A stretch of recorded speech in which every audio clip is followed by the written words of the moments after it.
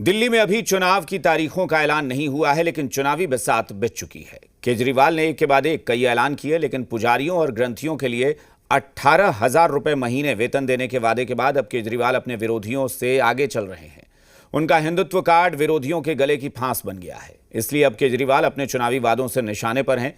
लेकिन सवाल उठता है कि क्या चुनावी वादों से केजरीवाल तीसरी बार सरकार बना पाएंगे? जवाब में बीजेपी, कांग्रेस क्या कह रही है, इस रिपोर्ट में देखिए।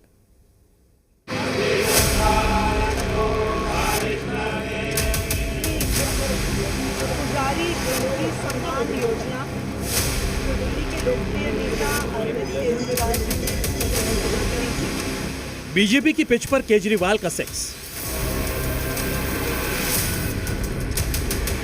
हिंदुत्व कार्ड पर आपको कितना फायदा?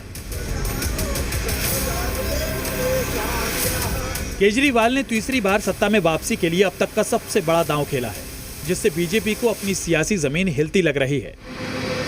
अरविंद केजरीवाल ने कनॉट प्लेस स्थित हनुमान मंदिर से पुजारी ग्रंथि योजना का शुभारंभ किया, तो वहीं मुख्यमंत्री आतिशी ने करोल बाग के गुरुद्वार से योजना की शुरुआत की, जिसके तहत पुजारियों और ग्रंथियों को हर महीने 18,000 रुपए दिए जाएंगे। केजरीवाल ISBT स्थित मरघट वाले बाबा मंदिर पहुंचे और महंत का जन्मदिन मनाया। साथ ही पुजारी ग्रंथि सम्मान योजना के तहत महंत का रजिस्ट्रेशन भी कराया। यहाँ पर दिल्ली की मुख्यमंत्री आतिशी पहुंची हैं। आज आम आदमी पार्टी ने पुजारी ग्रंथि सम्मान योजना को लॉन्च किया है और उसी के सिलसिले में अरविंद केजरीवाल जहां मरघट वाले हनुमान जी के मंदिर पहुंचे थे, वहीं आतिशी करोल बाग के इस गुरुद्वारा साहिब में पहुंची है। कुछ देर पहले उन्होंने गुरुद्वारा साहिब में अंदर जाकर मत्था टेका और इस वक्त वो यहाँ पर ग्रंथियों से मुलाकात कर रही हैं। इस सम्मान योजना के तहत जो रजिस्ट्रेशन की जो पूरी प्रक्रिया है वो यहाँ पर की जा रही है। पहली बार कोई ऐसी सरकार आई है जिसने ग्रंथियों के बारे में सोचा है। देखिए, चाहे पुजारी हो मंदिर में, चाहे गुरुद्वारे में ग्रंथी हो, समाज के हर सुख दुख में, परिवार के हर सुख दुख में हमारे साथ खड़े होते हैं। तो सरकार की भी जिम्मेदारी बनती है कि उनकी भी देख रेख सरकार करे और इसीलिए ये पुजारी ग्रंथि सम्मान योजना की घोषणा हुई है। एक तरफ आम आदमी पार्टी के संयोजक अरविंद केजरीवाल ने बीजेपी के खिलाफ सबसे बड़ा चुनावी दांव चल दिया है, तो वहीं पुजारी ग्रंथि सम्मान योजना को लेकर बीजेपी केजरीवाल पर हमलावर है। बीजेपी ने पोस्टर जारी कर चुनावी हिंदू और सनातन धर्म का मजाक उड़ाने वाला बताया है। तो जवाब में आप ने भी पोस्टर जारी कर चैलेंज किया कि बीजेपी अपने 20 राज्यों में पुजारी ग्रंथियों को 18,000 रुपए हर महीने देकर दिखाए। अरविंद केजरीवाल जी ने अनाउंस किया है कि दिल्ली में सरकार बनने के बाद अगली सरकार में दिल्ली के पुजारियों को, दिल्ली के ग्रंथियों को सम्मान राशि के रूप में 18,000 रुपये हर महीने दिया जाएगा। और आज सभी पुजारियों द्वारा ये प्रार्थना की गई, मुझे बहुत अच्छा लगा। मुझे पूरी उम्मीद है कि भगवान श्री राम की कृपा और भगवान हनुमान जी की कृपा हमारे ऊपर रहेगी। केजरीवाल की इस योजना को बड़ा सियासी दांव माना जा रहा है, क्योंकि दिल्ली में 80% से ज्यादा हिंदू आबादी है, जिसमें 10% ब्राह्मण है। केजरीवाल को पता है कि इस चुनाव में सेक्युलरिज्म से ज्यादा कारगर हिंदुत्व कार्ड होगा। जिस चर्चा अरविंद केजरीवाल मौलवी और इमामों को दे रहे थे, लगातार हम इस बात का कह रहे थे कि इनको भी देना चाहिए, कि एक वर्ग विशेष को क्यों देना।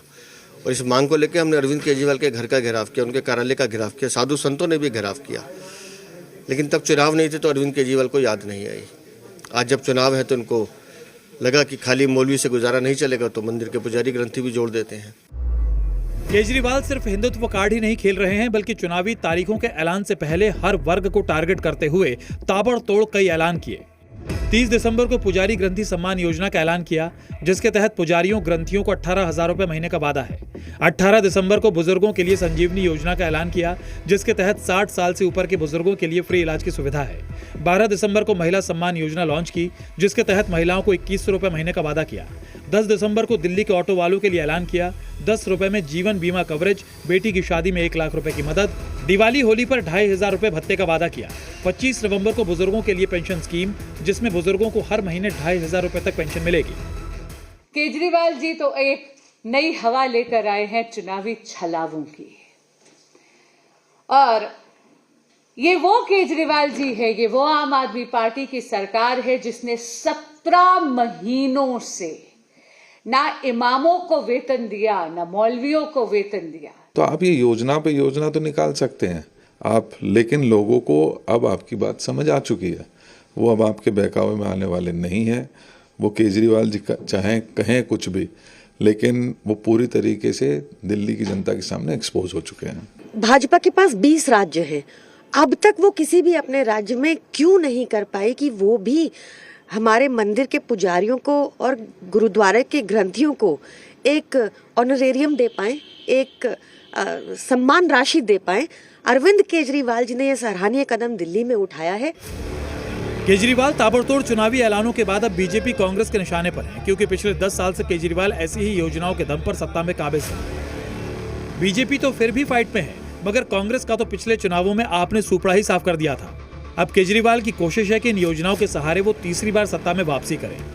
देखना होगा कि दिल्ली चुनाव में केजरीवाल को इन तमाम दावों का कितना फायदा मिलता है। ब्यूरो रिपोर्ट, जी मीडिया।